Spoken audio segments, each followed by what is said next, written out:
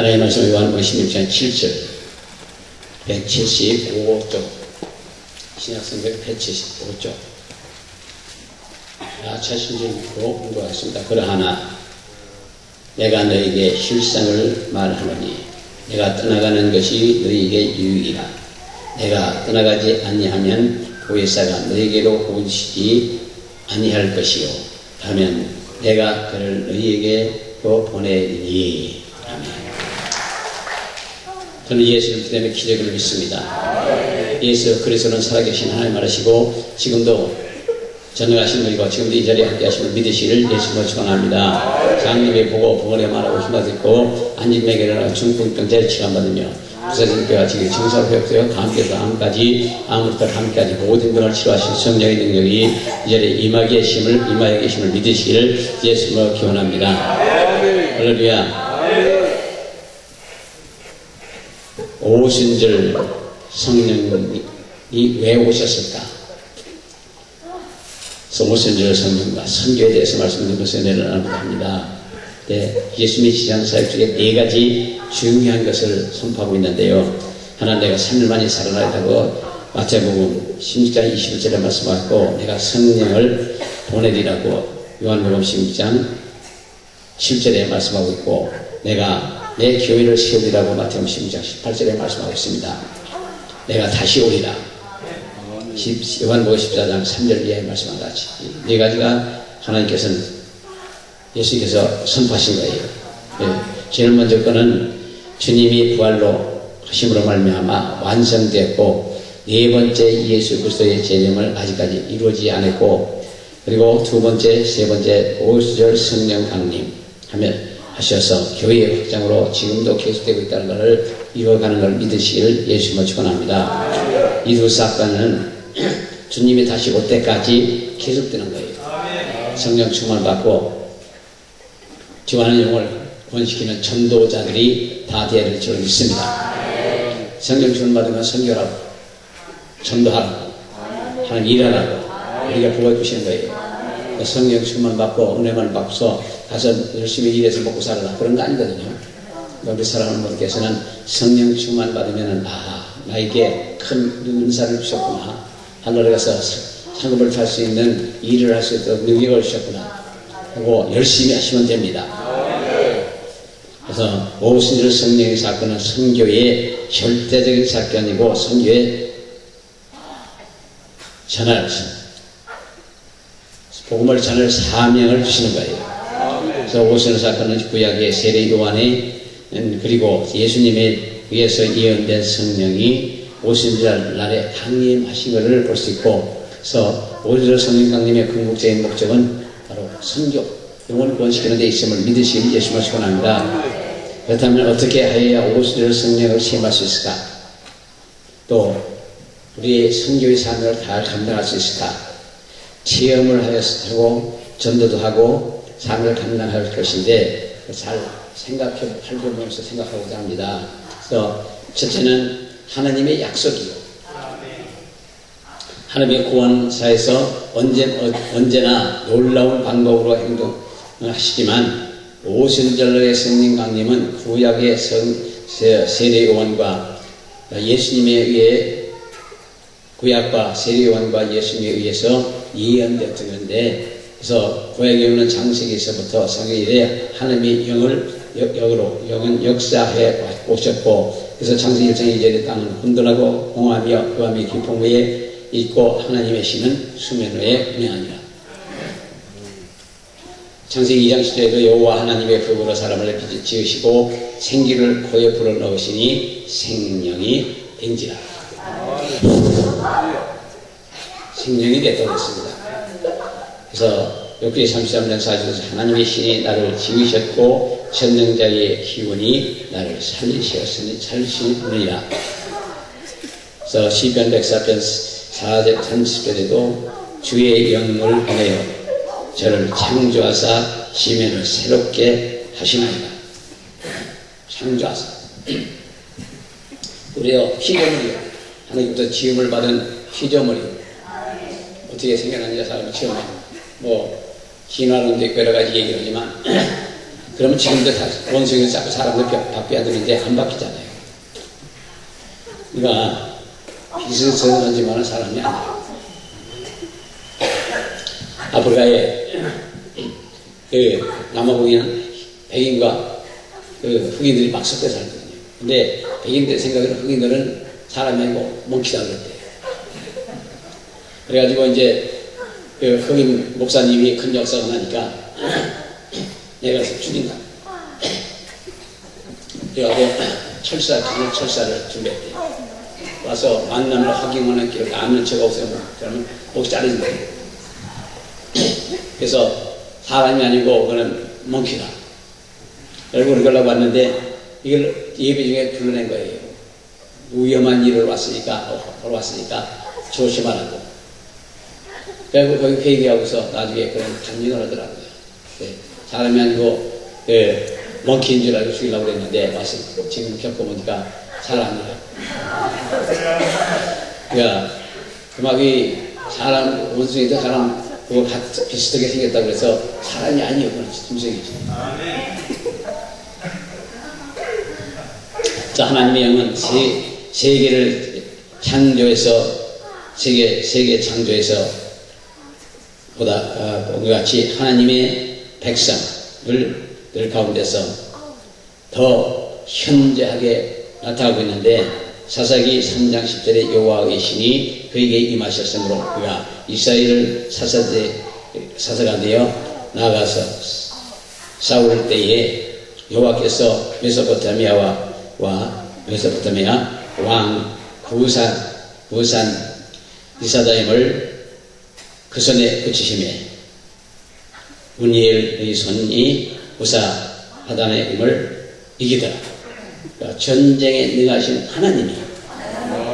그러니까 우리 지금 이북에서 별소리를 다 해도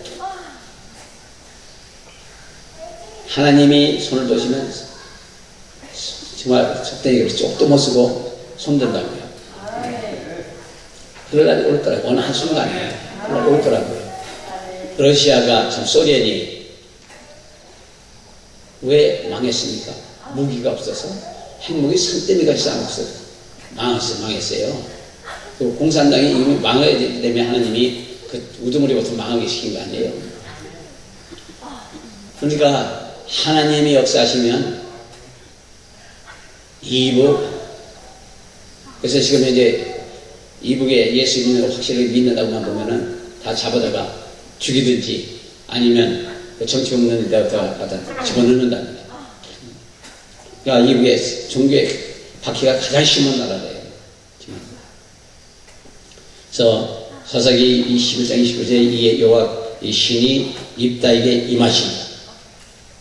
할렐루야. 여호와의 신이 입다에게 임하시는 여호와 성령 하나님의 신이 여기 있는 모든 분에게 임할 줄로 믿으세요. 사사기 10장 1절에도 삼손이 여호와의 신에게 크게 감동되어 손에 아무것도 없이도 그 사자를 오리새끼, 염소새끼 찢듯이 찢으셨고 그는 그 행한 일을 부모에게 말도 안 했단 말이에요. 자, 내가 그냥 염소새끼 찢어서 말도 안 했단 말이죠. 그러니까 우리도 큰 은혜 받으면 함부로 떠드는 거 아니에요. 자기 소에 간직하고 하나님 이럴 때 쓰시는 거죠. 그냥 미치겠네 벌써 떨어지고 그런 사람도 있단 말이죠. 혹시. 그리고 자꾸 해보고 싶은 거예요. 아무 데나 갖고 왔지. 그러나 성경에 보면 절제도 하나님이 주신 은사예요. 은혜예요. 열매예요. 그래서 9가지 중에 마지막이 절제아니에요. 쓰고 안 쓸 때를 분명히 알아야 되고 그 때문에 절제를 잘하는 사람이 온전한 신앙이 되고 절제를 못한 사람은 가짜예요. 아무리 큰 은혜를 받았다 하더라도 절제를 못하면 문제가 있습니다. 또는 하나님의 영은 이스라엘 지도자들을 통하여 나타나셨고 그래서 민수기 11장 16절에 내가 강림하여 거기서 너희와 말하고 내가 내게 임한 신을 그들에게 임하게 하시니 그들이 너와 같이 백성의 집을 담당하고 너희 혼자가 아니야. 그러니까 우리 혼자가 아니라고요.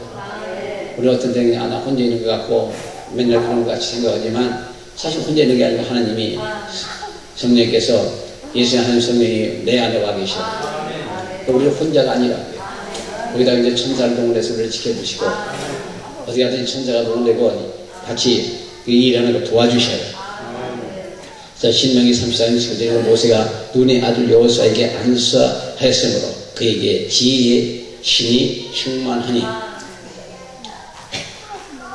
이스라엘 자손의 이 여호와께서 모세에게 명하신 대로 여호수아의 말을 순종하였더라.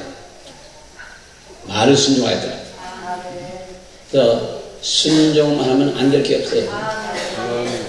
그래도 그냥 영광의 성령이 불떡을 쳐다보고 이 마음이 열린 사람은 그냥 불떡을 받지 않아요. 그러니까 우리 사랑하는 분께서도 믿음의 선포와 믿음으로 받아들이면 엄청난 역사가 나는 거예요. 내 아무리 믿음의 선포를 한다 하더라도 받아들이는 사람 믿음이 없으면 그건 아무것도 없어요. 우리 사랑하는 분께서는 사무엘상 16장 6절에 하나님의 신이 그에 크게 감동되며 크게 감동된다. 조금 감동된 게 아니고 크게 감동됐다면 성경에서 그 다음에 큰 거예요. 무지하게 크게 감동된 거예요. 여기 오신 우리 사랑하는 분께서도 무지무지하게 크게 감동시켜 주시는 분들 되시길 예수님으로 축원합니다. 그래서 사사기 이사야 32장 15절 불경은 위로부터 성신을 우리에게 부어주시리니 광야가 아름다운 밭이 되며 아름다운 밭은 살림으로 여기게 되리라. 그래서 에스겔서도 하나님이 영이 하나님의 백성 속에 두어 하나님의 말씀에 순종함을 얻게 할 것이고 에스겔서 36장 25절 이하에도 성경 2장 28절 이하에도 그러나 오순절과 직접적인 관계를 갖는 예언은 유에서에서 찾아볼 수 있는데 바로 그 위에 내가 새 신을 만들어 보여주리니 너희 자연스러운 장래를 말할 것이고 너희 늙은이의 꿈을 꾸며 젊은이는 이 상을 볼 것이며 그때에 내가 내 신으로 내 남종과 여종에게 보여줄 것이며 내가 이적을 하늘과 땅에 베풀리니 곧 피와 불과 연기가 기둥이라. 그러니까 우리 요엘 예언이 성령의 약속임을 분명히 알 수 있습니다. 그래서 그날 환란 후에 즉시 해가 어두워지며 달이 빛을 내지 못하냐며 별들이 하늘에서 떨어지며 하늘의 권능들이 흔들리리라고.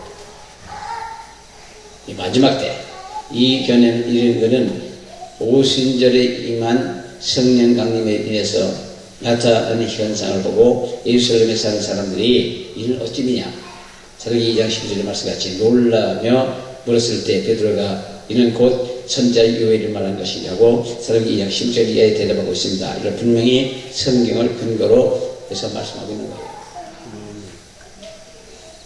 그래서 이 요엘의 예언이 말세의 성취됨을 말씀하고 있고 제5순절이 말세의 시작이에요. 마지막 때의 시작이에요. 그 모든 세대가 요엘의 예언이 계속되어 이루어지고 있고 마지막 주님 재림까지 계속될 것을 말한 것으로 볼 수 있는데 다시 말하면 요엘의 예언은 오순절의 날의 성취가 시작되어 주님의 다시 오실 때 완성된다는 말씀입니다. 그래서 이사야의 예언인 이사야 58장 19절 이하에 또 고린도전서 14장 21절의 율법에 기록된 바 주께서 하라스되 내가 다른 방언하는 자와 다른 입술로 이 백성에게 말하는 자로 저희가 오히려 듣지 아니하리라 했으니 바로 이렇게 연결시켜 볼 때 하나님의 백성에게 성령의 오심을 다른 방언으로 말하는 현상을 동반하고 있음을 의심할 필요가 없습니다. 이것이 선교와 전도의 오순절에 밀접한 관계가 있다는 것입니다. 그래서 공관복음의 두 저자인 마태와 누가는 오시리가 즉 메시아가 오시면 그가 성령과 불로 너희에게 세를 주실 것이요 그래서 마태복음 3장 15절과 보면 3장 16절에 말씀하고 같이 그래서 말씀으로 말미암아 성령 세례에 대한 요한의 예언을 말하는 거고 이해하는 것을 말하는데 그러나 마가가 요한은 불로라는 말을 생략하고 있어요. 그래서 마가복음 1장 8절에 나는 너에게 물로 세례를 주거니와 그는 성령으로 너에게 세례를 주리라. 그래서 불도 같이 말하는 거예요. 그래서 요한복음 1장 30절에서 나도 그를 알지 못했으나 나를 보내어 물로 세례를 주라 하신 그이가 나에게 말씀하시되 성령이 내려서 누구 위에 든지 머무는 것을 보거든 그가 곧 성령으로 세례를 주는 이심을 알라. 복음서에서 보면은 세례 요한은 오실 자가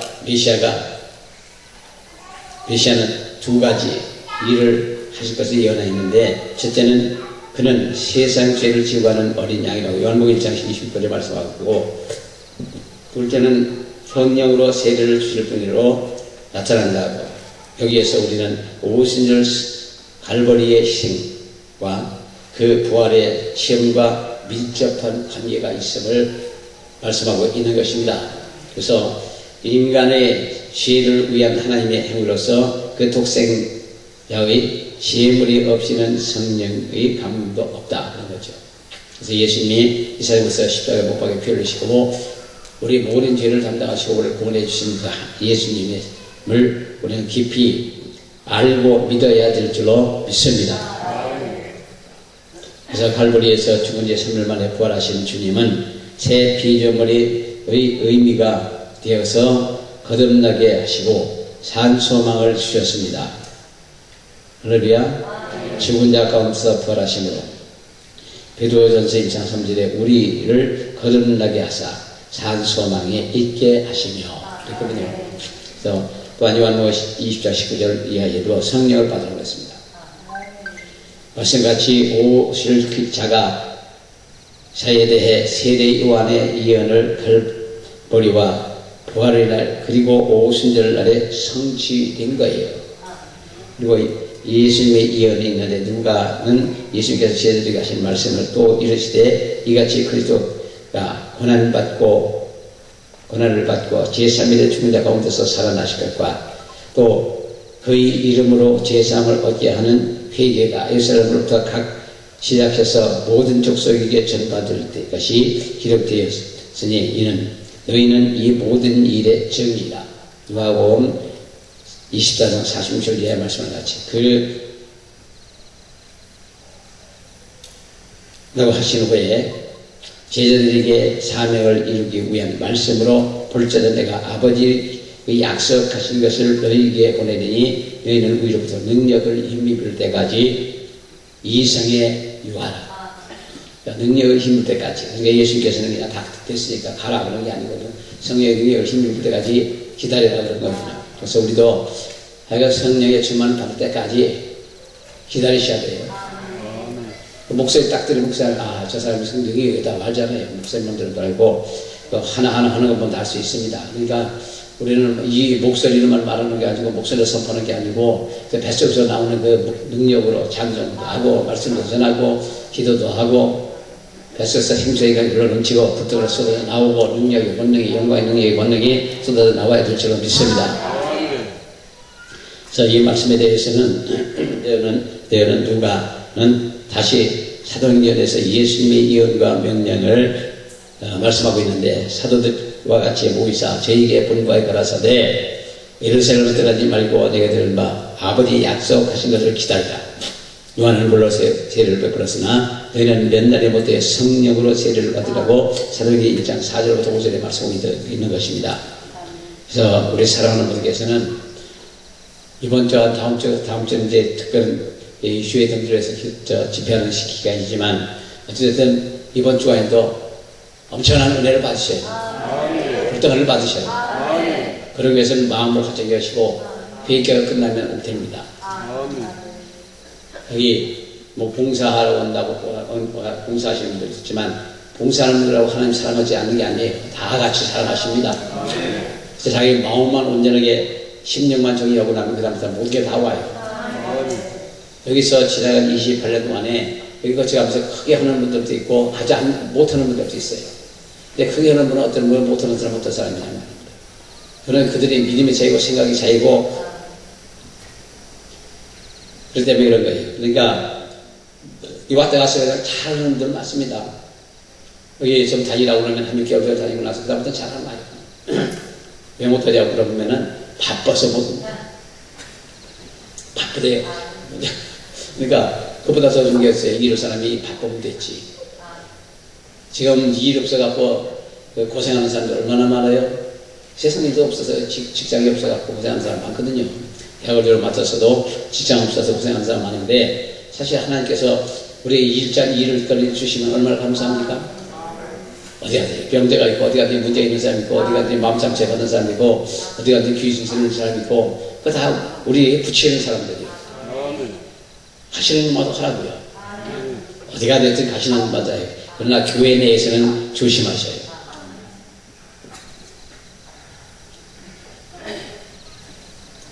그래서 이 말씀에 대해서는 누가는 다시 사도행전에서 예수님의 예언과 명령을 말씀하고 있습니다. 사도가 제목이사 저에게 분바에 받았을 때 예루살렘 떠나지 말고 내게 들마 아버지 약속하신 것을 기다리라. 그거는 물론 세를 베풀지만 너희는 면허를 못하였으니 성령을 세례를 받으리라. 아멘. 우리 사랑하는 분께서는 이번 주간에 누가 안 받는 간에 성령 충만 다 받으시기를 예수님으로 축원합니다. 그래서 하나님이 이번 주에 여기 그냥 계시게 하는 것 같아요. 오직 성령이 너에게 힘하시면 너희가 권능을 받고 땅끝까지 이르라. 내 정이 되라. 예루살렘과 땅끝까지 이르라. 그래서 이 말씀의 성령의 약속이 선교에 대해서 직접적인 관계가 있음을 믿으시기 위해서 축원합니다. 그래서 우리는 하나님이 일을 하려면은 무조건 성령 충만을 받고 시작해야 된다는 거죠. 그래서 구약과 신약 세례 요한 그리고 예수님에 의해서 예언된 성령 강림이 우리의 약속이 오순절 날에 성취되었고 우리는 오순절 날에 일어난 선상들의 하나님의 성령이 오신 목적을 분명히 해주고 있음을 볼 수 있고 그래서 바람 오순절 날에 바람 호련히 하늘로부터 급하고 강한 바람 같은 소리가 있었거든요. 성경 2장 2절에 바람 영광의 태풍의 힘으로 치셔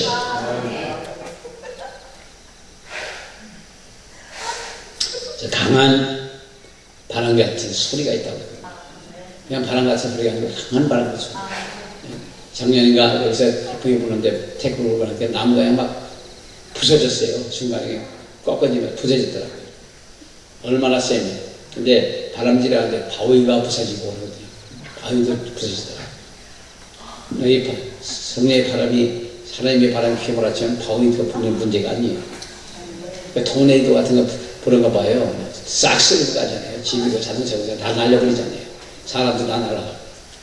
그러한 성령의 태풍과 광풍과 토네이도가 휘몰아쳐야 될 줄로 믿습니다. 저희가 그런 것이요. 믿음이 있으면 성령의 태풍이, 광풍이, 폭풍이, 토네이도가 휘몰아치는 것입니다. 그리고 성령의 불덩이가 막 위로부터 영광의 불덩이가 쏟아져요. 영광의 불이 쏟아지는 걸 믿으시기를 예수님으로 축원합니다. 인간에게 하나님의 성령이 오신 것과 오신 것은 생명과 에너지를 주기 위해서 오신다는 뜻이고, 그래서 오순절의 성령은 중생 이상의 것으로 그것은 봉사를 위한 능력에 관해서 말씀하고 있는데, 불의 해같이 알려지는 것이 있어. 불의 해같이 불을 네 입에 담았으니 네 입에 닿아서 네 죄가 사해졌고, 그래서 불은 바로 불 받고 나서 죄를 용서받는. 근데 이사야가 내 불이 입에 닿았으니까 내 죄 사해졌다고. 근데 죄 사함을 받고 완전히 마음이 바뀌면 인생관이 바뀌고 생각이 바뀌고 모든 방법이 다 바뀌어버려요. 그래서 결국은 하나님 일을 합니다. 세상에 모든 게 의미가 없어요. 하나님 일을 할 수밖에 없죠. 절 받으면 그게 안 되지만 진짜 받으면 그게 됩니다. 그래서 이스라엘 앞에서는 가는 불기둥은 여호와를 현존을 상징한다고 수계기 13장 21절에 말씀하고 불을 깨끗하게 한다고 소멸하는 불이라고 이사야 6장 6절부터 7절에 말씀하고 있습니다. 그래서 전체의 몸을 성령의 전으로서 하나님의 받으시는 것을 가리키고 있는 거예요. 그때 그것들이 각자의 머리 위에 하나님의 혀로 갈라지는 것을 성령의 전으로서의 각 사람의 각자의 몸을 하나님께서 받으시는 것을 받고 있음을 가리키는 것입니다. 그래서 우리가 성령에 임하고 불이 임하고 이렇게 앉아서 지금도 그럴 거예요. 지금도 이 완전히 은혜를 받은 사람들이면 여기 앉아서 불이 뜨겁게 임할 수도 있습니다. 전번에 어떤 사모님이 여기서 주일 예배를 하고 가셨거든요. 근데 주일 예배에 찬송할 때도 자기가 그냥 확 불이 오더라는 거죠. 근데 자기 교회에서는 그런 일이 절대 없대요. 전혀 그런 일에 체험을 못했답니다. 하고 얘기를 하고 가서 은혜를 받았다고 얘기를 하셔서 그런가 보다 했는데, 어찌됐든 또 마음만 열고 회개만 끝난 사람이라면, 회개가 끝나고 마음이 열었다면 여기서 그냥 이렇게 이런 시간이라도 불이 막 임할 수 있을 거예요. 할렐루야. 믿으시어요? 안 믿으시어요? 믿으시어요? 그래서 그리고 그들이 각자의 머리 위에 임하여 있는 것을 성령의 전으로서 각자의 몸을 하나님이 받고 계심을 뜻하는 겁니다. 그리고 일반적으로 오순절의 방언은 말하면 바벨타의 언어를 혼잡하게 하는 것과 대조가 된다고 사도행 2장 4절에 그 말씀을 하고 있거든요. 그러니까 말을 흐트러기 위해서, 말을 흐트러놓기 위해서 다 한말을 똑같은 말을 하니까 하나님께 도전을 하고 바벨탑을 쌓다가 흩어버리는 바람에 언어가 흩어졌지만, 그러나 오순절 마을과의 방언을 한마로 말미암아 하나로 된 것, 다시 하나가 됐다는 그런 얘기를 합니다. 그래서 이 사도행 2장 4절에 방언 말하면 하나님에 대한 순복의 결과로 보기 때문에, 그래서 바벨탑에서의 언어는 서로 나누고 흩어졌으나 오순절의 방언은 서로 모이게 하고 하나가 되게 하는 그런 일이 있다는 말씀이죠. 그러나 방언을 말하는 것은 이 세상 것으로 오순절 날에 120명 문도들을 각 지로부터 온 사람들이 분명히 알아들을 수 있는 방언을 했단 말이에요. 방언 통역을 받으면 성령은 그럴 거라고요. 어떤 분이 외국으로 집회를 하는데, 그는 영어를 전혀 못하는 거예요. 근데 거기서 막 이쪽에서 그 목사님이 방언을 하니까 그가 일어나는데 방언 통역을 진짜 해주랍니다. 그 언어 통역을 우리 세상 언어 통역이 아니고 방언 통역에서 그냥 은혜가 됐대요. 그러니까 방언 통역하는 분이 있습니다. 방언 통역하는 분들은 그 예언도 하고 다 할 수 있거든요. 그래서 통역은 대단히 중요한 건데, 그러나 그런데 그 예언이나 이런 것을 중심으로 사역하는 것보다는 치유 사역을 중심으로 하면서 모든 은사를 쓰는 게 대단히 효과적이에요. 그 방언들은 많은 무리를 모이게 했고, 그렇다고 사도행전 2장 6절부터 8절에 말씀하고, 여기에서 우리는 오순절날 방언 말하면 선교에 초점이 있음을 알 수가 있습니다. 그래서 예수께서 내가 이 반석의 교회를 세우리니, 마태복음 16장 18절에 말씀하고, 120문도가 성령으로 세례를 받고 오순절까지 오순절날까지는 실제적인 교회가 구성되지 못했지만은 오순절 성령의 강림하심으로 말미암아 교회가 탄생하고, 그러므로 이날 교회의 공적 예배를 하는 날이에요. 봄날이에요. 주의 날. 안식일이 아니고 주의 날. 우리 그 주일날 예배를 하는 것은 예수의 부활하신 날 주의 날을 주일날로 해서 우리가 예배하는 거거든요. 그런데 안식일인들은 자기네들이 그걸 꼭 고집을 써요. 고집을 쓰고 그게 옳다고 자기들이 옳다고 싫어 안식일. 근데 우리는 안식일이 아니고 주일날이에요. 일요일이 아니고 주일날이에요. 이 일요일날에 오는 사람 많잖아요. 지금 주일날, 일요일날이요. 근데 일요일날은 알면서 안 보는 날이고 주일날은 우리 예배하는 날이에요. 하나님의 백성들이 모인 것이 교회. 오늘날 탄생하게 된 후에 질적으로도 성장하고 말씀으로도 왕성하게 해지고 사도행전 6장 7절 이하의 말씀같이. 그래서 힘을 얻었다고 사도행전 19장 20절에 말씀하고 두루 퍼지게 되었다고 사도행전 13장 40절에 말씀하고 있습니다. 양적으로도 질적으로도 다 부흥하고 발전한 거예요. 우리 사람은 어떻게 해서 앞으로도 우리도 성령 충만 받고 이런 은사와 능력을 받고 그리고 나가서 많은 영혼을 구원시키는 전도자 주의 수무사님들이 다 되시기를 예수 이름으로 축원합니다.